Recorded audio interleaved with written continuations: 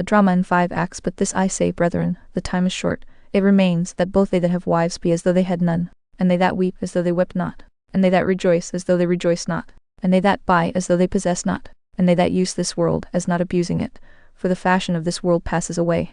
1 Corinthians chapter 7 verses 29 through 31. Holy Scripture seldom gives a special rule for each particular case, but it rather instructs us by general principles applicable to all cases.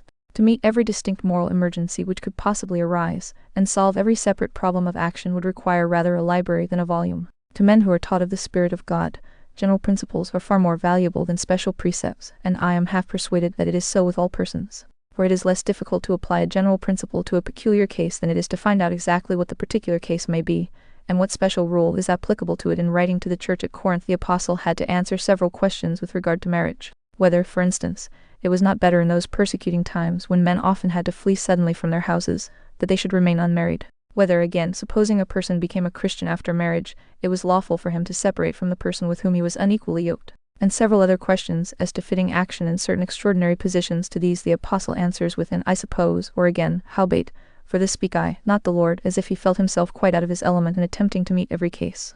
But soon he lands on sure ground in the verses before us, and seems to say, whatever may be the answers which I ought to give to these special questions, of this one thing I am quite sure he say positively and without any doubt, that the time is short, and therefore it remains, whether you are married or not, whether you weep, or whether you rejoice, whether you buy or whether you sell, that you should act in all these things as knowing their temporary and unsubstantial character. Dear brethren, the important lesson which we endeavor to teach this morning is just this, that because time is so short, and the things of this world so frail and fleeting, it becomes us always to look at the things which are seen in their true character. We are never to build substantial hopes on unsubstantial comforts, nor seek for solid joy from unreal things. In order that I may make this matter very plain, and may be the more likely to enlist your attention and to secure the friendship of your memories in future years, I intend this morning to take you to a place, strange thing for me to do, who has never crossed the threshold of a theater on any occasion, good or bad.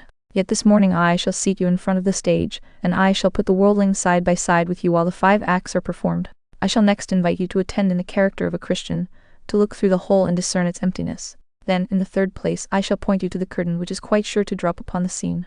And then we will walk out of this theater of unreal show, this fashion of this world which passes away, and see what there is to do in this world which is real, practical, and lasting. Do not suppose that the idea of taking you to a theater this morning is original on my part. It is in my text. The fashion of this world passes away. The word translated fashion is borrowed from the changing scenes of the drama, where the splendid pageantry vanishes as the scene changes. Nor will you think Holy Scripture too severe in its comparison, when I remind you that one of the world's own poets has set all the world a stage, and all the men and women merely players. Nor will the most precise among you complain of the levity of a metaphor which is sanctioned by apostolic use.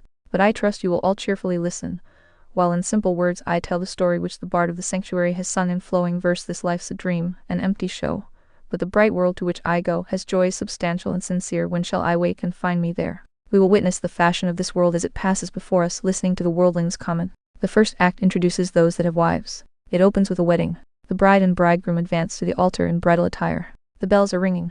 Crowds are cheering at the door, while overflowing mirth is supreme within. In another scene we observe domestic happiness and prosperity, a loving husband and a happy wife. Yet further on in the performance, rosy children are climbing the father's knee. The little prattlers are lisping their mother's name.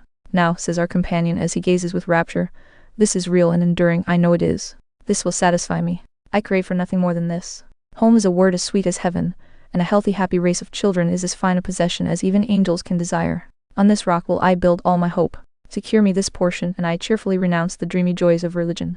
We whisper in his ear that all this is but a changing scene and will by pass away, for time is short, and wife and children are dying creatures. The man laughs at us and says, fanatics and enthusiasts may seek eternal joys, but these are enough for me. He believes that if there is anything permanent in the universe, it is marrying and being given in marriage, educating and bringing up a family, and seeing them all comfortably settled. He is right in valuing the blessing, but wrong in making it his all. Will he see his error before the curtain falls? Or will he continue to found the hopes of an immortal spirit upon dying joys? See the green mounds in the cemetery, and the headstone with "Here he lies." Alas for you, poor deluded worldling, where is your soul now? Does it console you that the dust of your offspring shall mingle with your ashes?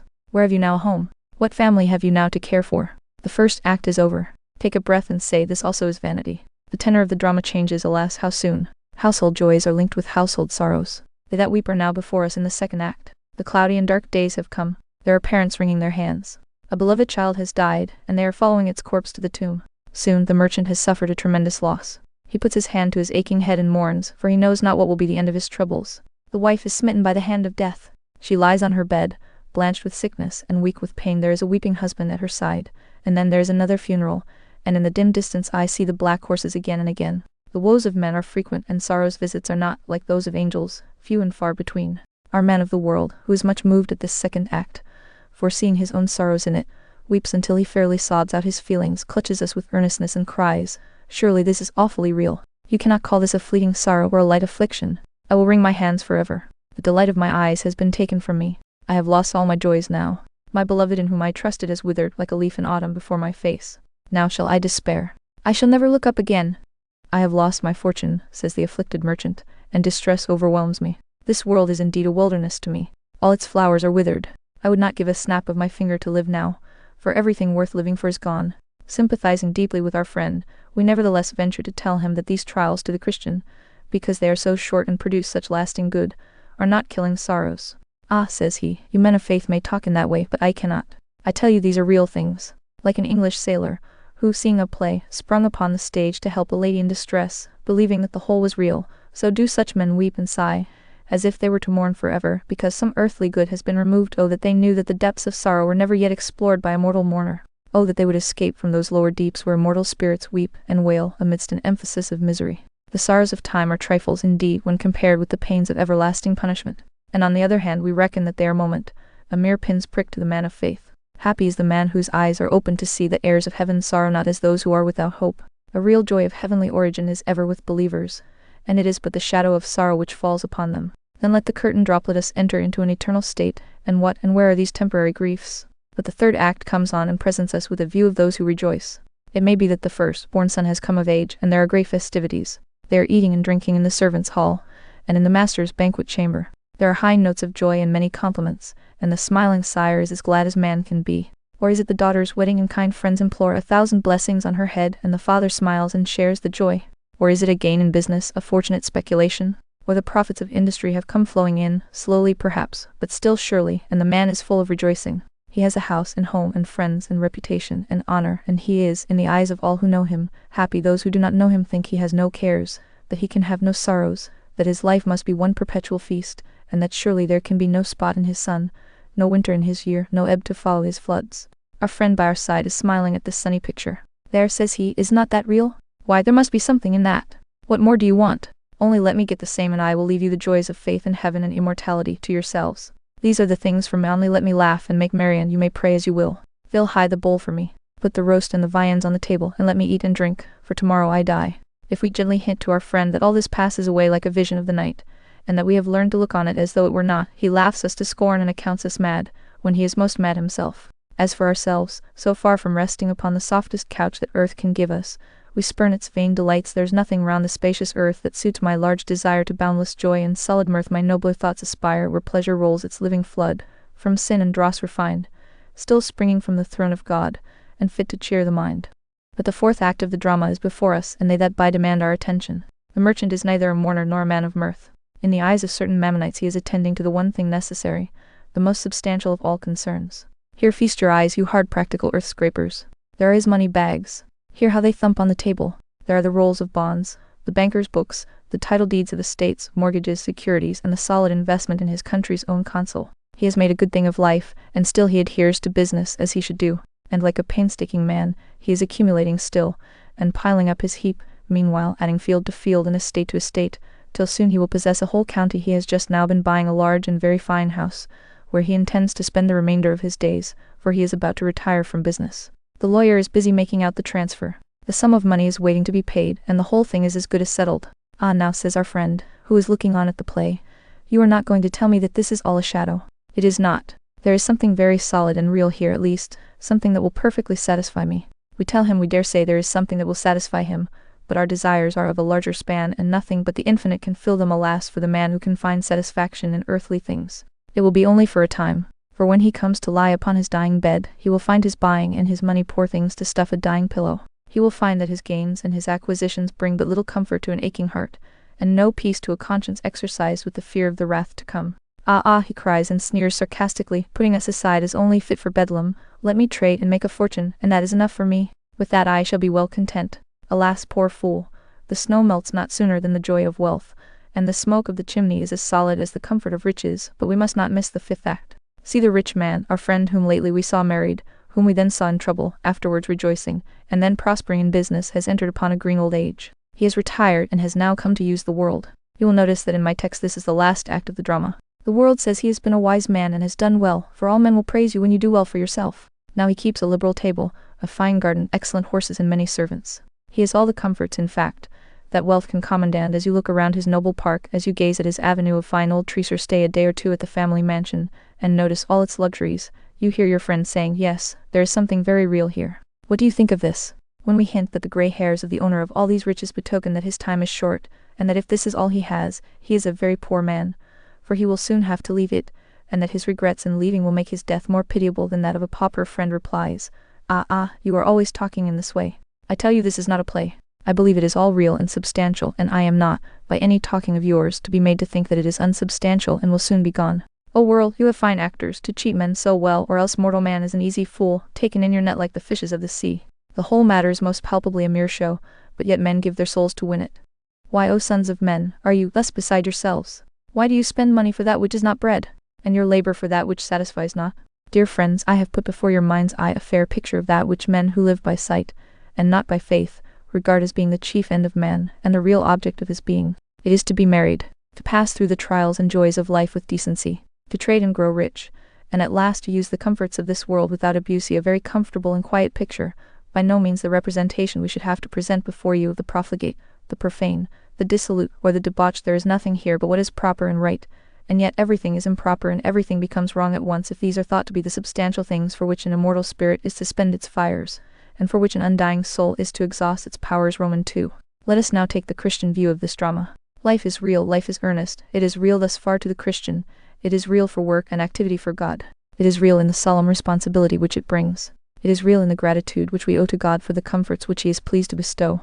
It is real to us so far as we can see God in it, and can turn everything to God's glory. The unreality of this world to a Christian is found in the fact that time is short. This is the wand which torches the substance and makes it, before the eye of wisdom, dissolve into a shade. Time is short. When the apostle declares that they that have wives should be as though they had none, he does not teach us to despise the marriage state, but not to seek our heaven in it, nor let it hinder our serving the Lord. It is supposed that there are some things which a man without a wife and family can do, those things the man with a wife and family should do. It is supposed that a man without a wife can give his time to the cause of God. The man with a wife should do the same, and he will not find it difficult to do so, if God has blessed him with one who will second all his holy endeavors. It is supposed that a man without a wife has no care. A man with a wife should have none, for he should cast all his cares on God who cares for him. He that cares not for his own house is worse than a heathen man and a publican. And yet the apostle says, in the verse following my text, "But I would have you without carefulness." For we should learn to live by faith. The man who has a large family and many things to exercise his mind, should, through the teaching of the Holy Spirit, live as quietly and comfortably as though he had none, depending and resting by simple faith upon the providence and goodness of God.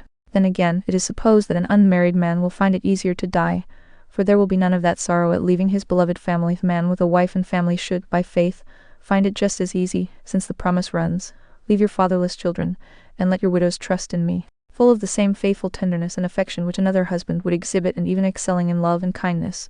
Yet the Christian should look up to the divine Lord who is the husband of the widow, and with confidence leave his offspring and bid them trust in his God. May God the Holy Spirit teach us how to walk in our households, loving always and yet remembering that all our kindred shall pass away. Again, there is the second act, weeping. Every Christian man must weep, but the apostle says that our sorrows are to be regarded by us, because time is short, as though they were no sorrows at all. A man who knows that his trials will not last long can be cheerful under them. If he sees a father's hand in the midst of every adversity, and believes that when he is tried he shall come forth like gold from the furnace, if he knows with the psalmist that weeping may endure for the night, but joy comes in the morning, why then grief has lost its weight and sorrow has lost its sting. And while the man weeps, he rejoices, seeing the rainbow of the covenant painted on the cloud. Happy man, who under bereavement, under crosses and losses, can still cast his burden upon God and can say, "Although the fig tree shall not blossom, neither shall fruit be in the vines, the labor of the olive shall fail, and the field shall yield no meat. The flock shall be cut off from the fold, and there shall be no herd in the stalls, yet I will rejoice in the Lord, I will joy in the God of my salvation." The Christian man is bound to live above his sorrows. He weeps, for Jesus wept. He may mourn, for the faithful have been mourners often, but he must not so mourn and weep as to be eaten up with grief. Over the tops of the rolling waves he must see the haven of peace and rejoice evermore. So is it in the third part. The Christian has his rejoicings, and he is not forbidden to be happy. Indeed, he is commanded to rejoice. And the things of this life he may freely enjoy with the double zest of the mercy itself, and of the God who gave it to him. But still, believer, in all your joys, remember to hold them with a loose hand. Never so hold your joys as if they were all in all to you. Though it is wife, or child, or property, or health, or wealth, or fame, still ever stand ready to surrender all into your Father's hands, feeling that these, after all, are not your joys. You have better springs to drink from than those which earth's summers can dry you up, and that you have rivers of pleasure deeper and broader than any which earth's winter shall be able to freeze. Stand steadfast in this, that as earth cannot cast you down to despair, so it cannot lift you up so as to make you forget your God. Learn in these things to rejoice as though you had them not, and let this be your solace, that your name is written in heaven. So too, in the matter of buying and possessing. It is not wrong for a Christian to trade, and to trade well. I cannot see any reason why a Christian should be a fool. In fact, those who are fools in business are very often a great dishonor to the Christian religion, for a fool is very often first cousin, if not father, to a knave. But still, while we buy and sell, it should always be thus. This is not my real trade. This is not the way in which I really get rich, for my treasure is beyond the skies, where moth devours not, and where rust cannot consume. Handle these things, brethren, knowing that they take to themselves wings and fly away. Look at them as transient objects which are to be used and sanctified in a passing, not your own but lent to you for a time, to be repaid at last with interest in the day when the master says, give an account of your stewardship, for you may be no longer a steward. A man may be as rich as Croesus, and his wealth will never hurt him if he does not hold it with a tight hand. And a man may be as happy as happiness can make him here, and yet it will not hurt him if he learns to keep it under his feet. But oh, when one's rejoicings or possessions get the upper hand of us, there is as dreadful a drowning in a sea of pleasure as in a sea of misery. Keep before your mind the words of our sweet singer. To you we owe our wealth and friends, and health and safe abode, thanks to your name for meaner things. But they are not my God, what empty things are all the skies, and this inferior clod. There's nothing here deserves my joys, there's nothing like my God. The last scene is the using of the things of this life. The creatures of God are given us to be used. John the Baptist may be an ascetic, but the Son of Man is come eating and drinking. The Christian man knows that the mercies which God has given him are to be used, but while he uses them he must use them as though he did not use them. That is a high philosophy, which I fear not many of us have learned. The philosophy of the apostle when he said, I have learned in whatever state I am, therewith to be content. I know both how to be abased and I know how to abound. That man is the full-grown and true Christian whom circumstances cannot alter. He trusts in God when he is penniless, and he trusts in his God just the same when he is rich. He rests on God when he can enjoy nothing, and he rests on him just the same when he can enjoy everything. He learned to build on the rock of ages when he had no comfort, and he builds on the rock of ages now, when he has every comfort. This, I take it, is where the apostle would have us brought. To the true Christian, the things of this world are only real so far as they involve responsibility. By seeing that time is short, he looks on life as men look upon a play. He sees a monarch strut, and he says, he is to pull off his robes behind the stage. He sees a peasant or a beggar, and he smiles and thinks of the time when the king and the peasant shall be equal, and the servant and his lord shall stand before one tribunal to give an account of the things done in the body. Send your souls longing after real and unchanging joys, for these splendid, gaudy, shifting scenes mock the beholder and delude his hopes. Gorgeous as the colors of the bubble and quite as frail, farewell you worthless things. Our spirit leaves you for eternal mansions in the skies. Romans 3. And now, dear friends, I want your attention a few minutes while I point you to the curtain which is soon to drop upon all these things. It bears the short message, time is short. It is very difficult to keep men in mind of the fact that they are mortal. We confess that we are mortal, but we profess by our actions that we are immortal. Said a man of 82 concerning another of 70 when he wanted to buy his land and could not get it at the price he wished. Never mind, so is an old man, he will soon be dead and then I'll buy it. Though he was 10 or 12 years older than the other, yet the other must of course soon die, while he, in his own thoughts, must live for many a year. How short time is. Do we not, dear friends, get more and more that impression?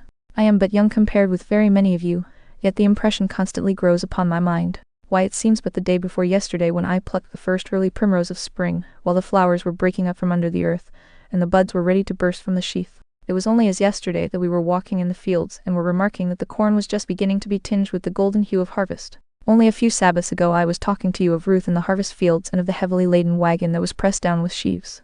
And now the leaves are almost all gone. A few remain upon the trees. These frosty nights and strong winds have swept the giants of the forest till their limbs are bare, and the hoar frosts plate them with silver. Then, before we shall have time to burn the winter's log, we shall see the snowflakes drop, and the yellow crocus heralding another spring. At what a rate we whirl along! Childhood seems to travel in a wagon, but manhood at express speed. As we grow older, I am told that the speed increases till the gray-headed old man looks back upon all his life as being but a day. And I suppose if we could live to be 130 we should feel the same till, like Jacob, we should say, few and evil have been the days of your servant. And if we could live as long as Methuselah, I doubt not our life would appear shorter still. How time flies, not only by the measurement of the seasons but by ourselves. A few days ago I trudged with my satchel on my back to school, or joined in boyish sport. How lately was it when the boy became a youth, and must be doing something, and was teaching other boys as he had been taught in his day. It was but yesterday I came to Park Street to address some few of you, and yet how time has fled since then, till now some 9 years of our ministry have passed. No weaver's shuttle, no arrow from a bow, no swift post, no meteor seems to fly at a rate so wonderful as does our life. We heard of one the other day who had seen Wesley preach, and so we find ourselves side by side with the last century, and those old people have known some others in their youth who told them of the yet older time. And you find that going through the history of some 10 or 12 persons you are carried back to the days of William the Conqueror, and you see our country taken by the Normans, and then you fly back to ancient British times as with a thought. You no longer say how long the nation has existed, for it is as asleep you stand by some old cliff and see a deposit of shells, and as you remember that it may have taken 1,000,000 years to have formed that bed, you think, what is man? And what is time? It is not here but gone. We have only to think of what time is to conclude at once that time is not. It is but a little interlude in the midst of the vast eternity, a narrow neck of land jutting out into the great, dread, and unfathomable sea of everlastingness. But while time is thus short, its end is absolutely sure. That curtain yonder must soon fall. It must fall. It is inevitable. I cannot prevent my death by the most regular habits of life. The most skillful physician cannot preserve my life for me. A host of angels, should they swear to make me immortal, could not. When the time comes, die I must. And as my death is inevitable, so it may be very near. Let each man remember that. How soon it may be we cannot tell. Every Sunday there are some in this house who are dead before the next Sunday. I am not now venturing a guess. It is a matter of fact too, that comes under my own cognizance very frequently. According to our population and the gradual number of deaths, there must be some out of this congregation here this morning who will have gone the way of all flesh before next Sunday. There was one, you look at her seat now, and a brother sitting near by looks there with sorrow, who was with us one Sunday, and we soon heard that she had gone to enjoy the eternal Sunday. At a church meeting last week, no less than 3 of our sisters were reported as having fallen asleep in Jesus within a week. Ah, how near is death to us! Perhaps he now stands looking over your shoulder, young man. God holds back his hand, but the dart of death is close to your heart, and how soon, may you be taken to the place appointed for all living. Go, you strong man, and remember that you are a mass of feebleness. Go, you young man, and remember that death reaps green corn. Go, you old man, and expect the sickle. And go, you rich man, and remember that you shall soon leave everything that you have. And then where are you if you have no treasure in heaven, if you have not laid up in store for immortality? And I must add here that, to those who have no God, death, while inevitable and very near, will be most awful and terrible. There was a dreadful story told in the papers this last week. At the seaport town of Garles, one day last week, certain workmen were busy preparing a better berth for a vessel which seems to have taken the ground a little too soon. Suddenly someone raised a cry that the ship was listing over, and while some 4 men were able to escape, one poor fellow was unable to do so. The ship fell upon his lower extremities and loins. Now this was thought, perhaps, to be no great danger, for they could take away the sludge and extricate him, so they began to shore the ship, and willing hands brought ropes and blocks and wedges in earnest strength. But they soon discovered that the thing was impossible from the nature of the bottom of the river and from the position of the cargo, which, I suppose, they could not speedily remove. The man was jammed under the bulwarks, and must remain fixed there without hope. There was just one awful hour before the coming tide would reach the spot. Well might a solemn hush succeed the frantic labors of the townsmen as death was seen riding on the advancing flood. The poor creature had to lie there that hour as the tide came gently in. A minister stood by his side praying with him. Let us trust that his soul found peace with God. But oh, the terror of his position! Well might he say, "Cover my head, that I may not see the water." Steadily the cold unpitying waters flowed on until a corpse was hidden where an hour or so before a strong man labored. This is a graphic picture of the position of every ungodly man. He does not know it, but the waves of time are coming up about him now, and we cannot help him to escape. The load of his sins is on his loins, cannot deliver himself. The great waters of God's wrath must swallow him up quickly. O sinner, would that I could save you! Alas, it is not in my power. But there is an arm that can deliver you. There is one who can lift the burden off you and say to you, "Be free." Believe in him, and you shall never die. Trust in his power, and rest yourself on his love, and you shall escape as a bird out of the snare of the fowler. And when death comes, it shall be no death to you, but a peaceful migration from the land of shadows to the world of substance. God help us to be wise, that we may remember our latter end. I would say a few more words to the sinner. I cannot think, O worldling, why you should love this world so much when it is so soon to vanish. In the old Greek cities they had a king every year, and because it was so poor a thing to be a king for only 1 year, and then to be a common man again, all the citizens dreaded to be kings. How can you long to be rich, when you are only to be rich for so short a time? When the sailor is just about to furl his sail, because he is near the port, he will not fret himself with some little inconvenience in the ship. And why are you so sore vexed with all these little trials, when you are so near the eternal haven? When men buy property on a short lease, they will not give much for it, for they are only to have it for a brief term. Why do you spend your soul to buy this world? What will it profit you if you gain it if your soul is lost? When men have a house and they are soon to leave it, they will not lay out much in repairing it. Why then care you so much for your body? Why mind you so much this life? The bell is even now trembling to toll for you, and the grave is yawning that it may swallow you up. O man, I would that you were wise.